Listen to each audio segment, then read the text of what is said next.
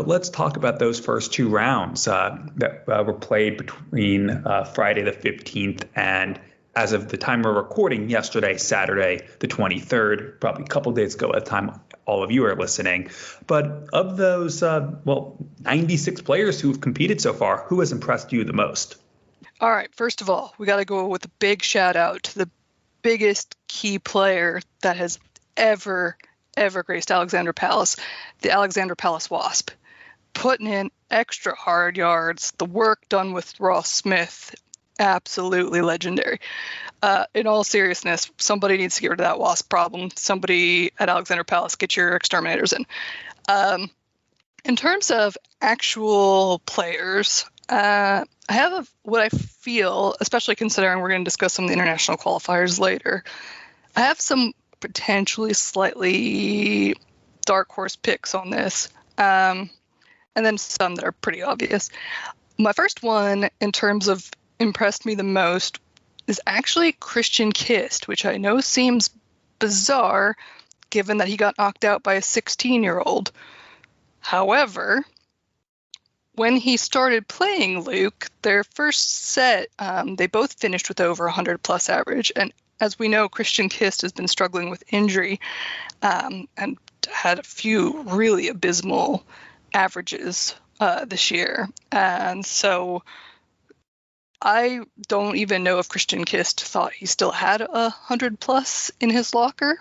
And I'm sure that if he knew that he had 100-plus in his locker, he certainly didn't think that that wasn't going to get him anywhere, especially playing a teenager. But as fate would have it, Luke Littler is no normal teenager. But I think for what he's struggling with and what he's battling through, that really kind of impressed me, that he was able to step up his game like that. You see a lot of kind of low averages in the first few rounds anyway. So I think I was kind of expecting Luke Littler to have not an ounce of resistance given how the last year has gone for him. So I was quite impressed with the fight he put up. Obviously to no avail, but still impressive. And in that regard, I don't know if I can say that Luke Littler is impressing me so much because I did kind of expect it from him.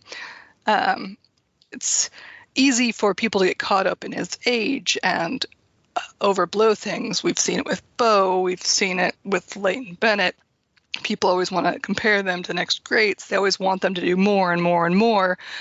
However, a lot of the opportunities for younger players like that are in these tournaments that don't have crowds or are played behind closed doors, or, you know, if they do have crowds, they're smaller, the crowds, than most things. But Luke has really sought out a lot of opportunities to be in front of audiences and to try his hand at various different things. Obviously, some of these things didn't exist when other players were going through, but with like the Modus Super Series, which is played in front of an audience, and signing up for that so he can play more senior players and things like that. He's really done a lot of darts in the last year beyond just what's available with the development tour and, you know, WDF things. He's sought out at every corner darts. So I kind of expected that he would come out strong with this. So not as hugely impressed as impressed being the word, because again, kind of expected. I will say I was quite impressed with Stephen Bunting versus Ryan Joyce. I mean, Ryan Joyce, before Luke went and smashed his average, had set the highest tournament average with his first round game. So he's definitely feeling in form. Stephen Bunting has been in fantastic form. On 107 average to start out your campaign is nothing to sniff at. So I knew it was in his locker. I was just impressed that he didn't need to bring all of that to beat Ryan Joyce, and yet he did bring all of that. And if he continues to bring all of that, it's going to be a seriously eventful World Championships for Stephen Bunting. I mean, the only thing I'll disagree with what you said is that that Bunting didn't need to bring all of that, because I think you can make an argument that he did, because if you look at just how brilliantly Ryan Joyce played in the first round, and I do want to apologize to our listeners because we're recording over Christmas. at least I'm traveling right now, so if there's background noise during this recording, I am in a very full house with family right now, but tried to find the quietest corner.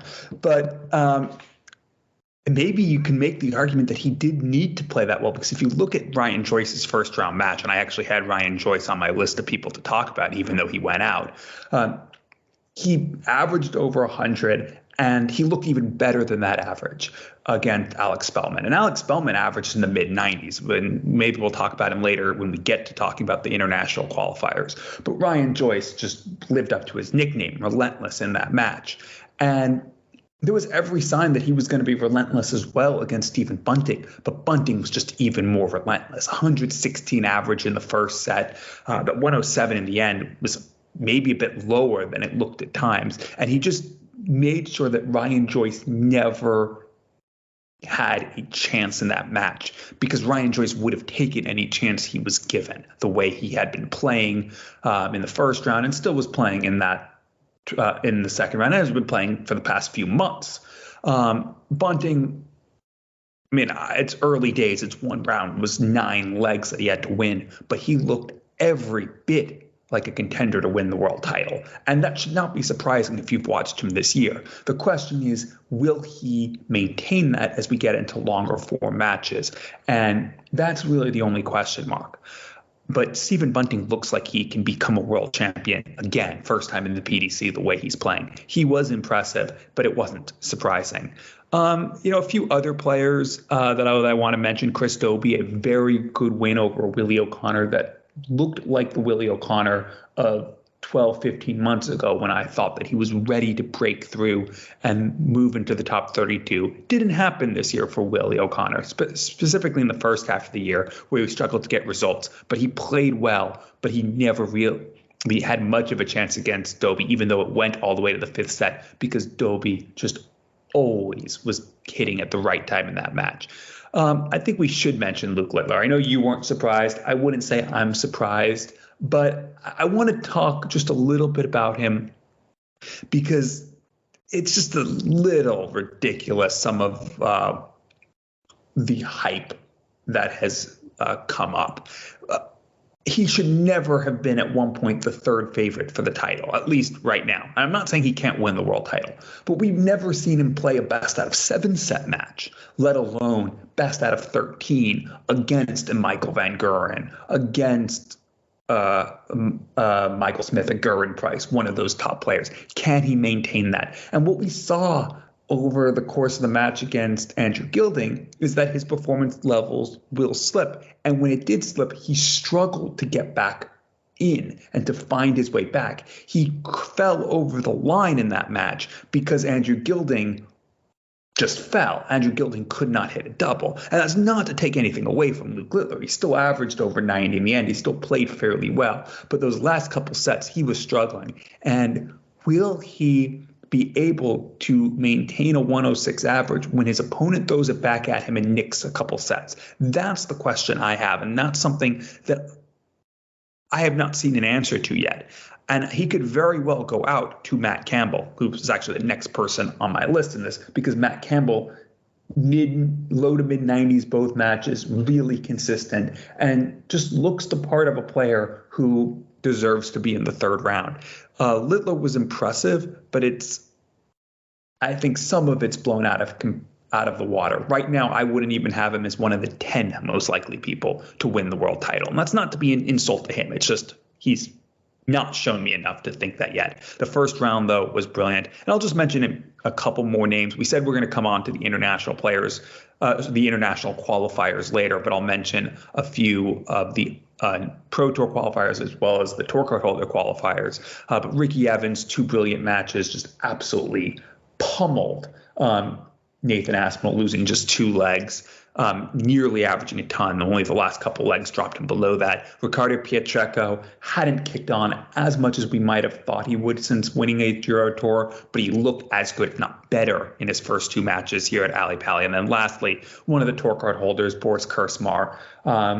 He's winning matches has always been the difficulty for him. He looks a top 32 player, but he then always finds a way to lose not so far in Alley Valley. 2 really good performances, 2 wins, and right now, I would say, finally living up in terms of results to the performances that he's done for years.